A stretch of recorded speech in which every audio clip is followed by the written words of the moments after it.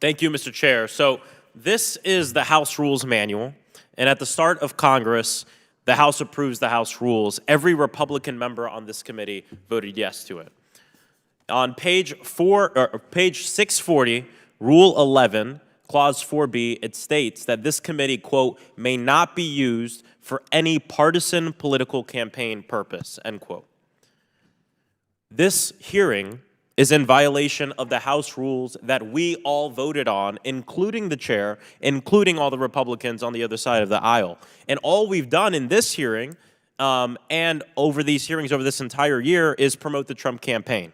And so my question for the chairman or for any Republican is, how can we allow this hearing to continue when we are in direct violation of the House rules? It's about the Biden-Harris policy. That's what you say. You keep saying it's not about the campaign. It's not about the campaign.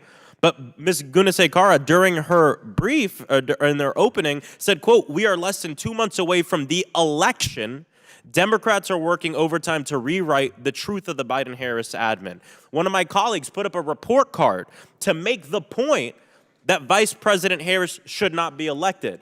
Another one of my colleagues literally asked the witness, quote, why should Harris get the job, end quote. And you expect us to believe that this hearing isn't about the campaign. This committee functions as an extension of the Trump campaign. First, we went after President Biden with a nonsense impeachment hearing. Then we went after his son. Now we're going after the vice president because she's the nominee. And my question is, Mr. Chairman, are we going after Tim Walz next week? Because I hear from my staff that you're planning a hearing on Governor Tim Walz, even though he's been governor for 5 years and his name hasn't been uttered in this room or in this committee until something happened recently. Oh, yes, he became the vice presidential nominee. Is he next? His son's going to jail. Oh, okay. I'm talking about Governor Tim Walz. Okay. Are we doing a hearing on him next week? I'll have to check the You'll calendar, have to check. but I'll Okay, let you know. we'll see what happens next week. Someone whose name has not been uttered in this committee, but now that he's the Democratic vice presidential nominee, we're going to do a hearing on him. A complete blatant use Trump of is not official president. resources for a political campaign is what this committee has been. And anyone who's taking part in that should be ashamed of themselves.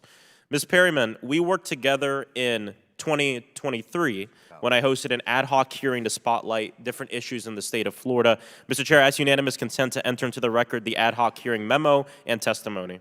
Without objection, so ordered, and we're not doing a hearing on Walz. I just got confirmation. Oh, okay. For those concerned about Project 2025, people should know that Project 2025 is Florida 2024. Ms. Perryman, there are policies and lawsuits that have been popping up all over my state and across the South. Book bans, abortion bans, voter suppression that are now in the Project 2025 plan for the entire country. The architects of this plan want us to believe that this is some sort of organic grassroots movement, but you and I know that this is really a small group of people. What is so dangerous about this trend for people in every state across America?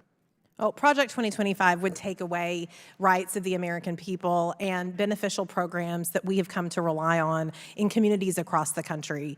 And so I think that, it really presents a profound threat to individual Americans. We've heard a lot about today about the plight of the middle class and the plight of workers in this country, and we know that it is hard for people to make ends meet. But Project 2025 would seek to undermine things that the Biden-Harris administration have done, for instance, to qualify millions of American workers for overtime pay, and it would reduce a lot of programs that working families rely on. Yeah, I mean, there's 2 people in the state of Florida are responsible for about 50% of the book bans across the entire state. That doesn't sound like an organic grassroots movement to me.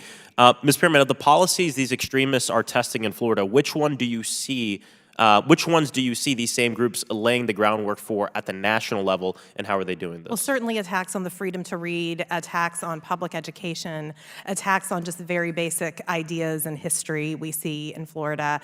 We've also seen, of course, the governor of Florida seek to establish a state military and to try to deploy those individuals for his purposes, and we see a variety of those themes in Project 2025. And we see it happening right now with Amendment 4.